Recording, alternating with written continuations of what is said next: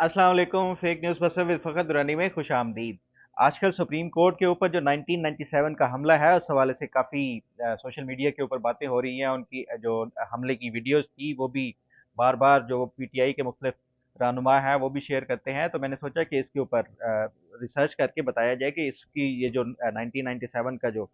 हमला था supreme court के ऊपर, उसके मुहर्रिकात क्या थे, इसके पस पर्दा किरदार क्या थे, वजूहात क्या थी, जो टसल थी सुप्रीम कोर्ट और जो उस टाइम की हुकूमत थी नून लीग की उसके दरमियान। तो इन तमाम के जो मैंने रिसर्च किया है उसके बाद आपसे इस बारे में तमाम हकायक आपसे शेयर करूंगा। साथ ही प्रोग्राम के दूसरे हिस्से में मैं आपसे बात करूंगा कि ये जो सुप्रीम कोर्ट का मौजूदा 3 रुकनी बेंच है ये इलेक्शन के हवाले से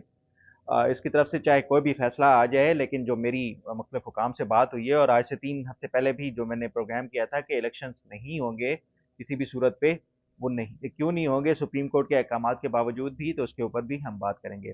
बढ़ते हैं सबसे पहले प्रोग्राम का जो पहला हिस्सा है कि 1997 में ये जो सुप्रीम कोर्ट के ऊपर हमला हुआ, और ये आपने देखा होगा सोशल मीडिया के ऊपर वीडियोस जो है वो मुख्तलिफ जो नून लीग के जो कारकुनान हैं वो सुप्रीम कोर्ट के अंदर नारेबाजी कर रहे हैं। सैकड़ों की तादाद में जो है एक कारकुनान है वो सुप्रीम कोर्ट की जो बिल्डिंग है उसके अंदर एंटर हो गए। तो ये तमाम ये जो वीडियोस हैं सोशल मीडिया के ऊपर सर्कुलेट कर रही हैं।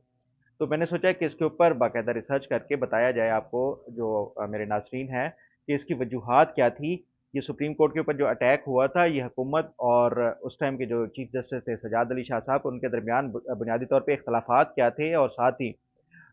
ये भी बताया जाए कि इनके जो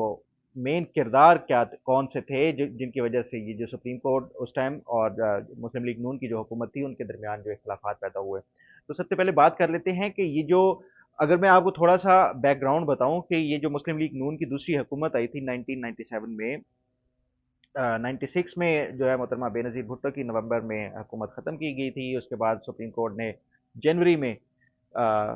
उस टाइम जो चीफ जस्टिस थे यही सजाद अली शाह साहब थे, उन्होंने एक सुप्रीम कोर्ट के ज़रिए वो तौसीक कर दी। जो सदर फारूक लगारी साहब थे उन्होंने हुकूमत ख़त्म की थी मोहतरमा बेनज़ीर भुट्टो की 58(2)(b) के तहत। तो सुप्रीम कोर्ट ने उसकी तौसीक कर दी। उसी जो अपना सुप्रीम कोर्ट का फैसला था उसमें जो सुप्रीम कोर्ट ने चंद एक जो इल्ज़ामात मोहतरमा बेनज़ीर भुट्टो के ऊपर लगाए गए थे, उनमें एक ये था कि मोहतरमा बेनज़ीर भुट्टो साहिबा जो हैं वो जजेस के, उसके साथ साथ जर्नलों के और ब्यूरोक्रेट्स के टेलीफोन रिकॉर्ड करती हैं। तो सुप्रीम कोर्ट ने ये उनको मनो-अन तस्लीम किया कि ये वाकई अगर जजेस के हवाले से जो टेलीफोन टेप होते हैं, तो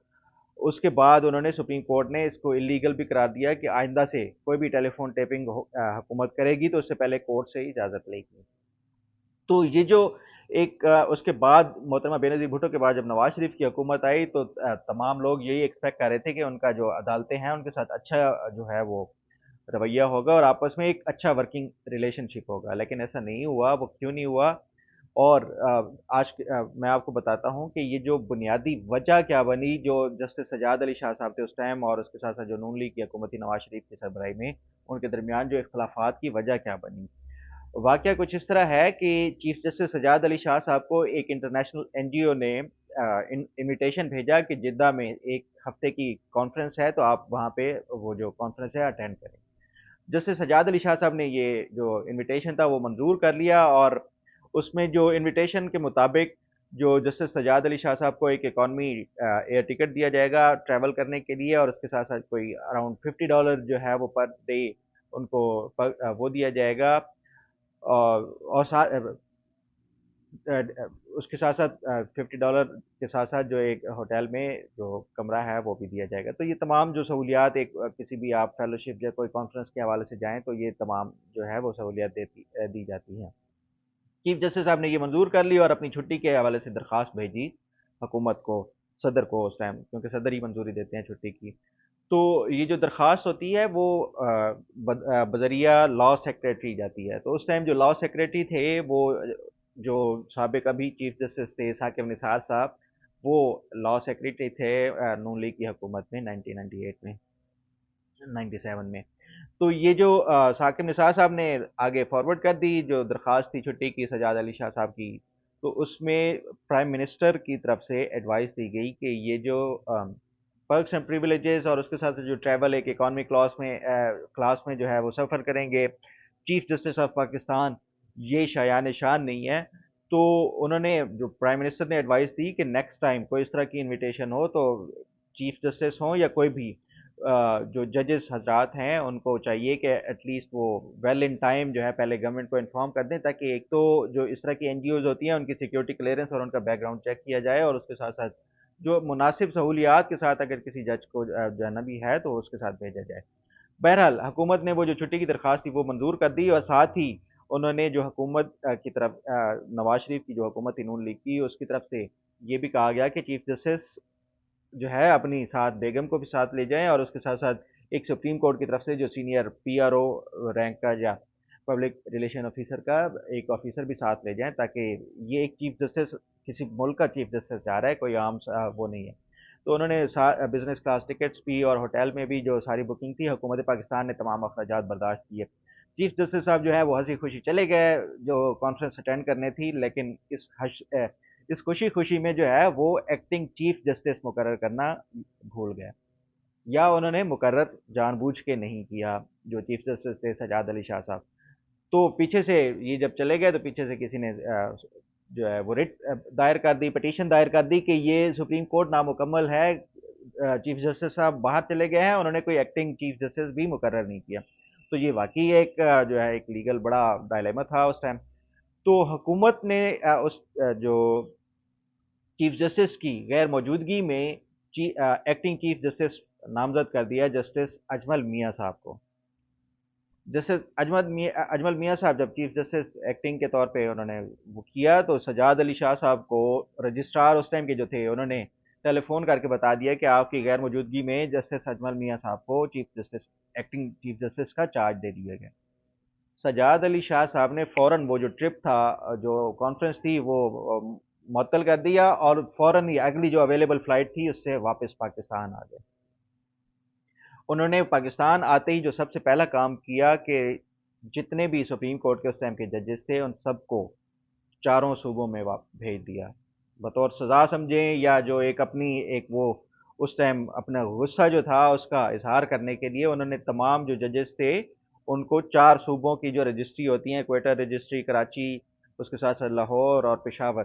یہ چار صوبوں میں تمام جو سپریم کورٹ کے ججز تھے ان کو بھیج دیا، سوائے تین جو ان کے ہم خیال ججز تھے، جس طرح ابھی موجودہ چیف جسٹس ہیں ان کے بھی ہم خیال ججز ہیں،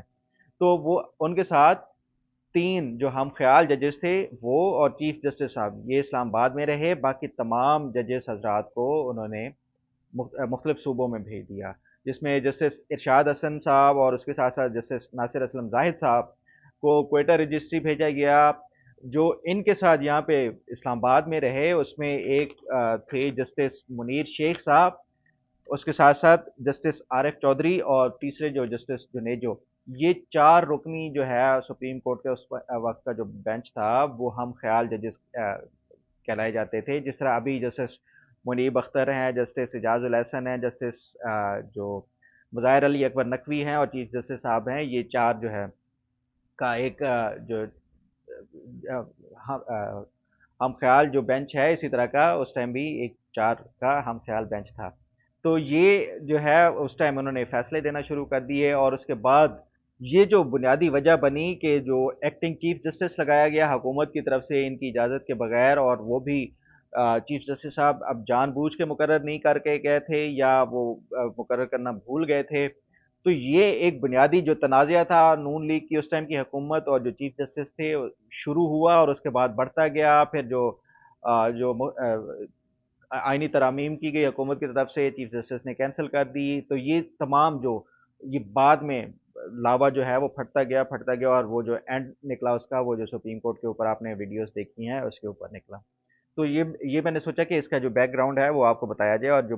مین اس میں کردار تھے وہ کیا تھے، اور چیف جسٹس اس ٹائم جو تھے وہ بھی اسی طرح کا جو ہم خیال ایک ان کا بھی بینچ تھا جو چار رکنی، جو تمام اہم نوعیت کے جو فیصلے تھے وہ کرتے تھے۔ بڑھتے ہیں آج کے جو دوسرا حصہ ہے کہ کیا الیکشنز واقعی ہونے جا رہے ہیں، چاہے سپریم کورٹ کی طرف سے یہ احکامات جاری بھی کر دیے جائیں چار رکنی بینچ کی طرف سے کہ الیکشنز کرائے جائیں ہر حال میں ہی، یہ جو اپریل کی ڈیٹ دی گئی تھی اسی پہ۔ تو آپ کو یاد ہوگا میں نے 3 ہفتے پہلے 10 وجوہات بتائی تھی کہ الیکشن کیوں نہیں ہوں گے، اور آج بھی وجوہات وہی ہیں جن کی بنیاد کے اوپر الیکشن نہیں ہوں گے، چاہے سپریم کورٹ کی طرف سے یہ فیصلہ بھی دے دیا جائے کہ इलेक्शन कराए जाएं फ़ौरन, अदरवाइज़ जो हुकूमत को जो है कॉन्टेम्प्ट की वो नोटिस जारी किए जाएंगे, और उसके साथ साथ इलेक्शन कमीशन को भी। लेकिन जो मेरे मुख्तलिफ ज़राए से बात हुई और जो वजूहात मैंने आपको बताई थी, सिक्योरिटी रीज़न है, जो फंड्स हैं, उसके साथ साथ जो कुछ लीगल जो ऐसे सवालात हैं, जिस तरह के मरकज़ में जब इलेक्शंस होंगे तो उस टाइम सूबों में इलेक्टेड हुकूमत होंगी, वो किस तरह से इलेक्शंस कराए जाएंगे, ये तमाम जो पॉइंट्स थे वो मैं पहले ही आपके साथ डिस्कस कर चुका हूँ। उसके बावजूद जो इलेक्शंस हैं, हुकूमत भी और उसके साथ साथ जो इस्टेब्लिशमेंट है, खासतौर पर फौज जो है, वो नहीं चाह रही कि पाकिस्तान में जो इलेक्शंस हैं मुख्तलिफ औकात में हों, सूबों में मुख्तलिफ हों, कौमी असम्बली के मुख्तलिफ औकात में इलेक्शंस हों, तो ये ऐसा नहीं हो सकता। और उसकी जो दूसरी वजह, आपके सुप्रीम कोर्ट के जो चीफ जस्टिस साहब हैं, वो चाहे अहकामात जारी कर दें, ये जो 3 रुकनी बेंच है, उसके बाद हुकूमत क्या करेगी कि हुकूमत इसके खिलाफ अपील में चली जाएगी। अपील में जाएगी तो आपको याद होगा कि ये हुकूमत ने बड़ा ही होमवर्क करके रखा हुआ है कि ये जब मुकदमा चल रहा था, उसी दौरान इन्होंने जो है इजलास बुला के एक लेजिस्लेशन पास करा ली कि चीफ जस्टिस साहब जो है वो बेंच की कॉन्स्टिट्यूशन जो है वो 3 रुकनी जो सुप्रीम कोर्ट के जो सीनियर मोस्ट जजेस होंगे उनकी कंसल्टेशन के साथ करेंगे। और जो सुओ मोटो के हवाले से भी जो उन्होंने लेजिस्लेशन की है, ये कौमी असम्बली से भी पास हो चुकी है, सेनेट से भी पास हो चुकी है। अब सदर साहब अगर वो नहीं भी करते तो 15 दिन के बाद ऑटोमेटिकली खुद ही जो लेजिस्लेशन है वो पास हो जाएगी, तो वो बिल के तौर पे जो है इम्प्लीमेंट होना शुरू हो जाएगी। तो अब ये चीफ जस्टिस साहब और जो उनका जो जस्टिस इजाजुल एहसन साहब और उसके साथ साथ जस्टिस मुनीर अख्तर साहब ये फैसला दे भी देते हैं हुकूमत को कि आप इलेक्शंस कराएं, हर हाल में कराएं, तो उसके बाद क्या होगा, हुकूमत जो है वो इसके खिलाफ अपील कर देगी सुप्रीम कोर्ट के अंदर। अब 20 अप्रैल के बाद वो जो बिल है वो नाफिज हो जाएगा मुल्क भर में, अनटिल जब तक कोई अदालतें अदालतें जो है उसको स्ट्राइक डाउन नहीं करती। अब जब ये 20 अप्रैल को बिल आ जाएगा तो उसके बाद फिर हुकूमत उसको अपील में ले जाएगी, अपील में ले जाएगी तो जो बेंच कॉन्स्टिट्यूशन होगी उसमें फिर जस्टिस काजी फायज ईसा साहब और जस्टिस सरदार तारिक मसूद साहब को भी बिठा के कंसल्टेशन में कि ये बेंच कौन सा बनाया जाए, तो वो उस पे भी आपको पता है पहले ही ये इख्तलाफात सुप्रीम कोर्ट के अंदर जजेस के दरमियान शुरू हैं, और अब तो ऐसा इख्तलाफात इस हद तक पहुंच गए हैं कि किसी भी टाइम लावा फट सकते हैं। और मैंने आपको 2-3 दिन पहले भी बताया था कि ये वक्त दूर नहीं है कि अब सुप्रीम कोर्ट के जजेस एक दूसरे को कॉन्टेम्प्ट के नोटिस भेजना शुरू कर दें कि उनकी जो जो जजमेंट है उसको क्यों नहीं इम्प्लीमेंट किया जा रहा। तो ये तमाम हकायक और वाक़यात को मद्देनज़र रखा जाए, तो ये जब बेंच कॉन्स्टिट्यूट के हवाले से जब ये कमेटी के पास जाएगा तो उसके बाद फिर से एक मामला लटक जाएगा, तो ये इस तरह जो प्रोसीजर है, लीगल प्रोसीजर ही इतना लेंथी करते जाएंगे कि ये जो अक्टूबर वाला टाइम है, जो हुकूमत के जो इलेक्शन कमीशन की तरफ से 8 अक्टूबर का टाइम दिया गया है, शायद उससे भी बियॉन्ड अक्टूबर ये इलेक्शन चले जाएं। लेकिन चाहे अभी सुप्रीम कोर्ट की तरफ से फैसला आ भी जाए तो मुझे नहीं लगता कि इलेक्शन हों। आज तक के लिए इतना ही, इजाज़त दीजिए। अल्लाह ताला आपका हामी और नासिर हो। अल्लाह हाफ़िज़।